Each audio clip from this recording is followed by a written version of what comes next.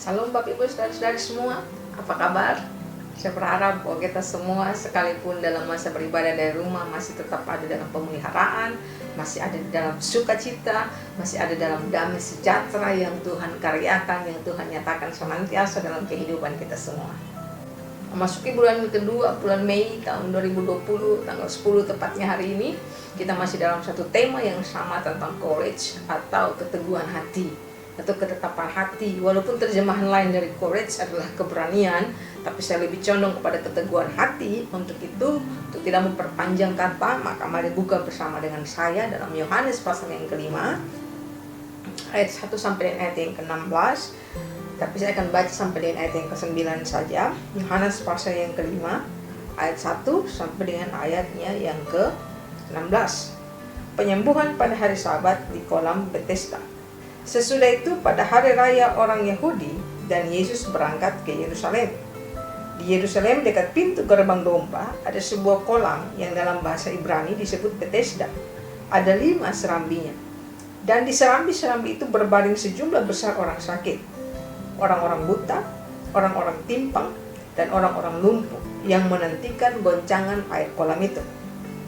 Sebab sewaktu-waktu turun malaikat Tuhan ke kolam itu dan menggoncangkan air itu. Barang siapa yang terdahulu masuk ke dalamnya sesudah goncangan air itu menjadi sembuh apapun penyakitnya. Di situ ada seorang yang sudah 38 tahun namanya sakit. Ketika Yesus melihat orang itu berbaring di situ dan karena ia tahu bahwa ia telah lama dalam keadaan itu, berkatalah ia kepadanya, "Maukah engkau sembuh?" Jawab orang sakit itu kepadanya, "Tuhan, tidak ada orang yang menurunkan aku ke dalam kolam itu apabila airnya mulai goncang. Dan sementara aku menuju ke kolam itu, orang lain sudah turun mendahului aku." Kata Yesus kepadanya, "Bangunlah, angkatlah tilammu dan berjalanlah." Dan pada saat itu juga sembuhlah orang itu, lalu ia mengangkat tilamnya dan berjalan. Tetapi hari itu hari Sabat. Cerita ini pastinya Bapak Ibu Saudara-saudari semua yang dikasihi Tuhan sudah sering mendengar kisah tentang orang lumpuh yang disembuhkan di kolam Bethesda. Lalu kita tadi sudah baca bahwa dia menderita kurang lebih 38 tahun. Berarti 2 tahun lagi 4 dekade dia ada di kolam itu. Setaruhlah kalau dia sakit umur 50 tahun, maka setelah 12 tahun dia mulai lumpuh. Sehingga dia sudah berada di kolam itu 38 tahun namanya, menantikan kapan-kapan kolam itu diobok-obok, kolam itu digoncang, kolam itu berbuih airnya, lalu kemudian pertanda bahwa mereka bisa masuk dan menjadi sembuh. Persoalannya kalau Bapak Ibu lihat di ayat yang kedua atau ketiga tadi dikatakan bahwa di kolam itu pun terjadi persaingan. Persaingan antara orang-orang sakit. Ada orang yang buta, ada orang yang timpang, ada orang yang lumpuh, dan tidak dijelaskan sakit-sakit lainnya. Tapi ketiga penyakit ini menjadi menarik. Orang buta, kapan dia lihat bahwa airnya menjadi goncang? Pasti dia hanya mendengar teriakan orang lain yang lumpuh bahwa kolamnya goncang. Yang lumpuh dan yang timpang, sekalipun kolam itu bergoncang, kapan mereka bisa berjalan sampai ke kolam itu? Ini menjadi sebuah pertanyaan yang sangat mengganjal di hati saya ketika mempelajari tentang kebenaran firman Tuhan ini. Tapi itu akan kita skip, kita stay saja di situ dan kita fokus kepada orang yang 38 tahun sakit ini. Dari si pria tanpa nama yang 38 tahun menunggu tergoncangnya air kolam Bethesda agar dia bisa lompat ke dalam dan menjadi sembuh. Kita dapati sebuah kisah yang sangat menarik bahwa dari seorang yang lumpuh yang tanpa nama ini ada beberapa hal penting yang bisa kita tarik pelajarannya. Fakta menarik dari orang lumpuh ini, yang pertama adalah bahwa dia orang yang tidak bisa menolong dirinya sendiri, helpless, tidak bisa menolong karena dia lumpuh. Kapan tempo dia sampai ke air kolam, orang lain sudah duluan lompat dan menjadi sembuh. Yang kedua, dia orang yang Alkitab katakan impoten, lawan dari omnipoten, orang yang tidak berdaya, orang yang tidak berkuasa untuk melakukan sesuatu untuk menolong dirinya. Yang ketiga, fakta dari orang yang ada di kolam ini adalah bahwa dia ada dalam sebuah komunitas. Dia ada dalam sebuah perkumpulan orang-orang yang juga tidak baik. Artinya dia ada dalam perkumpulan orang-orang yang secara fisik juga tidak bisa menolong dia. Nah, ini fakta ini membuat dia semakin, kalau saya berkata, mungkin putus asa, mungkin hampir menyerah, mungkin sudah nyaman dengan kondisinya saat itu, bahwa ya sudahlah, apa yang terjadi, terjadilah kalau saatnya. Mungkin dia akan menunggu sampai semua orang yang ada di kolam Bethesda itu sembuh atau sudah lompat, baru akan tiba gilirannya. Tapi kapan-kapan, karena kita mencatat para malaikat tidak memberi kabar. Tidak ada WhatsApp yang disampaikan, tidak ada SMS, tidak ada telepon pemberitahuan, jaga-jaga ya, sebentar lagi saya mau goncang nih air kolam. Ada Bapak Ibu. Jadi mereka hanya menunggu dalam ketidakpastian, itu fakta. Jadi fakta bahwa dia tidak bisa menolong dirinya sendiri, fakta bahwa dia tidak berdaya, bahwa fakta dia dikelilingi oleh orang-orang yang juga sama tidak berdayanya, yang tidak mau menolong dia. Lalu kemudian fakta bahwa tidak ada kepastian kapan air itu akan tergoncang. Bisa mereka menunggu seumur hidup mereka, bisa mereka menunggu besok air kolam itu tergoncang, bisa minggu depan, tidak ada pasti waktu kapan air kolam itu tergoncang. Tapi hal menarik lainnya juga yang bisa kita pelajari dari si pria 38 tahun ini yang menunggu keajaiban terjadi selama 38 tahun adalah bahwa dia menunjukkan tentang keteguhan hati untuk tidak menyerah. Bisa saja dia menyerah dan meminta kepada anggota keluarganya untuk membawa dia kembali ke rumah. Karena 38 tahun dia tidak bisa menikmati, bahkan dia tidak mendapatkan kesempatan untuk bisa disembuhkan. Dari fakta yang berikutnya kita lihat bahwa dia tetap percaya kepada Tuhan. Apa tandanya? Bahwa mereka semua tahu bahwa malaikat yang dikirim Tuhan itu mampu untuk memberikan kesembuhan. Sehingga orang yang sudah menanti sekian lama 38 tahun, dia tidak beranjak dari tempat itu. Dia tidak pergi ke paranormal, dia tidak pergi ke dukun, dia tidak pergi ke orang pintar, dia tidak pergi ke tim doa abal-abal yang begitu marak dan begitu banyak. Tapi dia tetap menanti dengan tekun, dia tetap menanti dengan sabar dalam keputusasaannya. Dia tetap menanti di situ. Ini kita sedang berbicara tentang keteguhan hati. Dan orang yang 38 tahun ini mengajarkan kepada kita tentang apa itu keteguhan hati. Bahwa dia akan tetap ada di situ dengan harapan sekali-kali mungkin akan ada waktunya bagi dia untuk bisa lompat ke dalam kolam.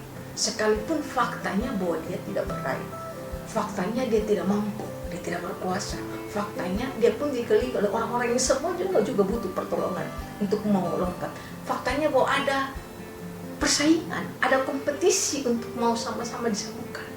Tapi dia tetap ada di situ dengan harapan bahwa pasti satu waktu mungkin akan tiba waktunya bagi dia untuk disembuhkan. Ini kita bicara sekali lagi tentang keteguhan hati. Kita bicara tentang courage. Kita bicara bahwa orang yang 38 tahun tidak hilang harap kepada Tuhan. Bagaimana dengan Anda dan saya? Sudah berapa lama kita ada dalam masa karantina? Bukan karantina, puji Tuhan, karantina kita bukanlah karantina yang tidak boleh keluar sama sekali.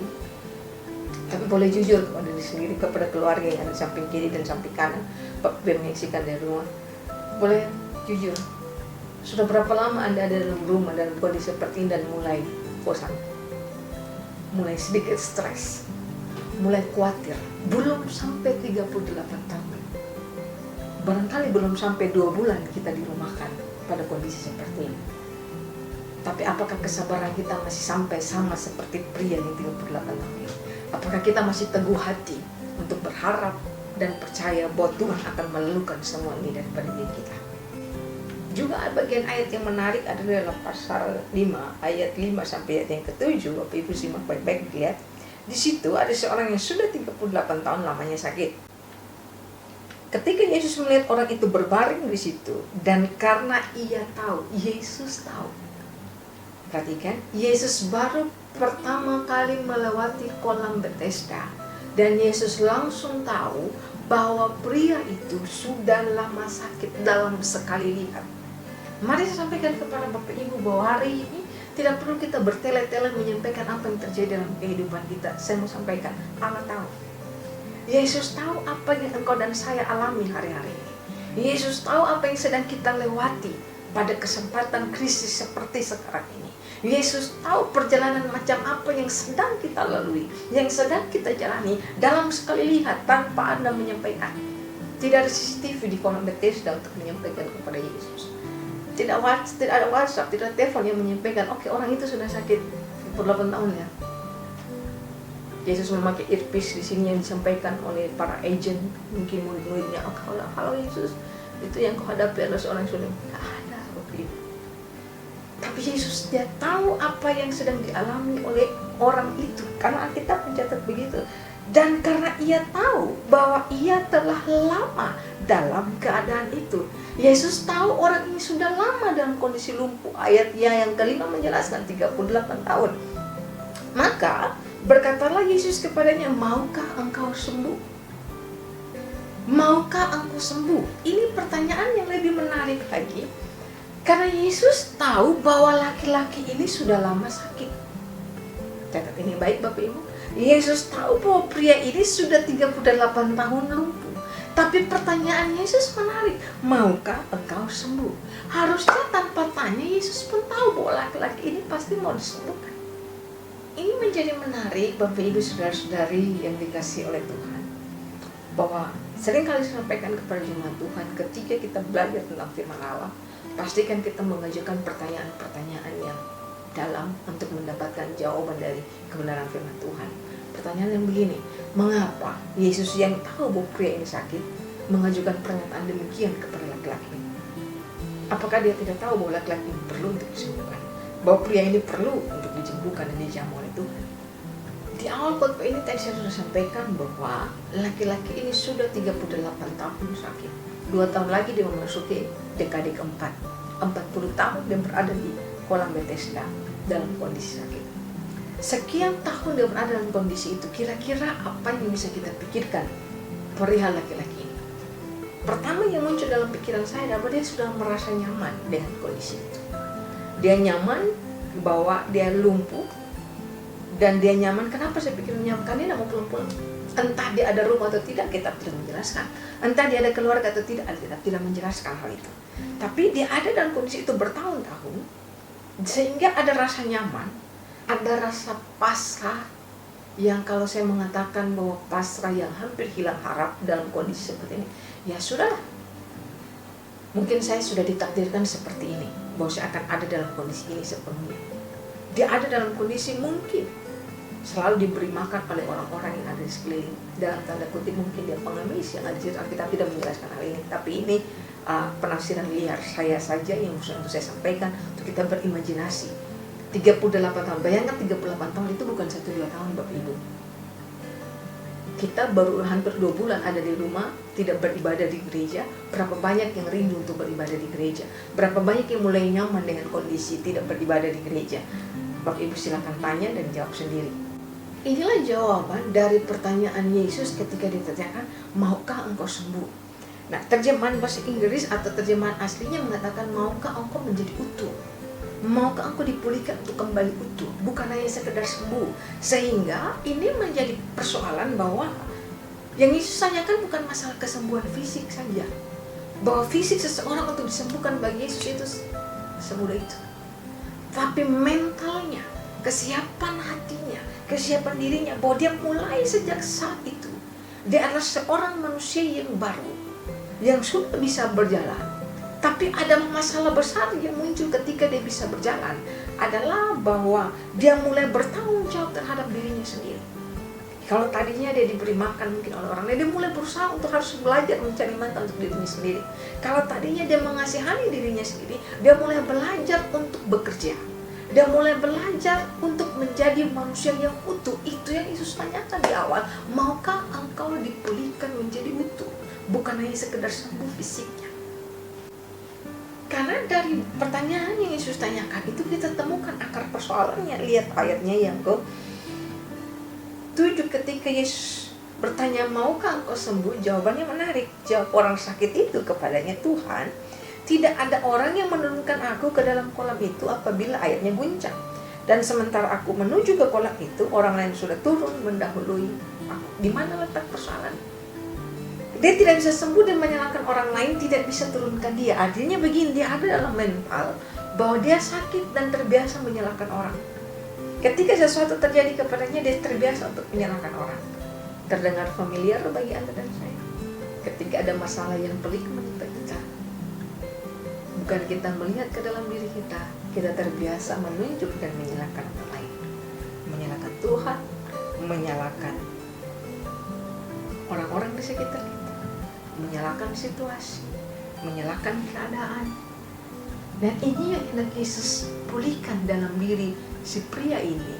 Ketika Yesus bertanya, maukah engkau dipulihkan kembali utuh? Terjemahan bahasa Indonesia-nya disebutkan, bukan secara fisik saja. Saya ulangi, bukan secara fisik saja, tapi secara mental, cara berpikirnya, kebiasaannya, semuanya diubahkan menjadi utuh. Untuk itu Bapak Ibu yang dikasihi oleh Tuhan, dari seorang pria yang lumpuh 38 tahun, firman Allah mengajarkan kepada kita untuk kita bisa memiliki keteguhan hati. Jangan menyerah. Kita tidak pernah tahu kapan Yesus datang dan bertanya kepada kita, maukah engkau dipulihkan menjadi utuh? Laki-laki ini tidak pernah bermimpi mungkin dalam dirinya selama 38 tahun bahwa dia tidak perlu terjun ke dalam air kolam untuk menjadi sembuh, karena akan ada waktunya, akan ada saatnya. Dia tidak pernah menyangka bahwa Yesus akan hadir dalam kehidupannya. Dan di momen Yesus hadir dalam kehidupannya, hidupnya dipulihkan secara utuh. Hidupnya diubahkan oleh Tuhan. Bapak Ibu yang dikasihi oleh Tuhan, kita tidak tahu apa yang akan terjadi dalam hidup kita. Tapi mari saya mau sampaikan kepada kita, tetap memiliki keteguhan hati. Karena setiap persoalan punya ujungnya. Setiap masalah punya ujungnya. 38 tahun laki-laki ini, pria ini menunggu. Dan ujungnya ada di 38 tahun itu. Di tahun yang ke-38, akhir dari penderitaannya. Di tahun yang ke-38 adalah titik akhir dari perjalanan kesulitan kehidupannya. Dia menjadi seorang pria yang lahir baru. Dia menjadi seorang pria yang menjadi ciptaan yang baru, diubahkan secara utuh oleh Tuhan. Dan ini saya sampaikan, mari miliki keteguhan hati. Karena kita pasti akan sampai kepada ujung dari persoalan kehidupan kita. Semua jalan ada ujungnya, semua persoalan ada masa berlakunya. Dari dia kita belajar bahwa seberapa besar pun kesusahan yang kita alami hari-hari ini, seberapa sulit pun apa yang kita hadapi, dia hanya mengajarkan kepada kita akan datang hari istimewa itu. Ketika Yesus memberikan kelepasan, kelegaan, dan bertanya kepada Anda dan saya, maukah engkau dipulihkan menjadi utuh? Harinya bisa saja besok, harinya bisa minggu depan, harinya bisa bulan depan. Kita tidak tahu waktunya. Mungkin Anda sudah menunggu bertahun-tahun. Apakah sudah melewati 38 tahun? Saya juga tidak tahu. Tapi mari kita tunggu sampai waktu Yesus menyatakan kehendaknya bagi Anda dan saya. Sama seperti dia menyatakan kehendaknya kepada pria yang menunggu 38 tahun namanya. Dari sini kita belajar bahwa setiap kesusahan ada ujungnya. Setiap jalanan yang sulit akan ada akhirnya. Demikian juga dengan kehidupan Anda dan saya. Kalau hari ini kita dalam krisis, berbagai krisis apapun itu, percayalah bahwa itu semua akan ada akhirnya bagi Anda dan saya. Doa saya selalu bagi Anda semua yang menyaksikan peran firman Tuhan ini dari rumah, bahwa hidup kita akan terus berketetapan hati. Kita akan terus menjadi pribadi-pribadi yang memiliki courage untuk tetap beriman kepada Allah. Apapun situasi yang kita alami, percayalah, setiap persoalan punya ujungnya. Sampai jumpa di minggu-minggu akan datang. Tuhan Yesus memberkati kita semua. Amin.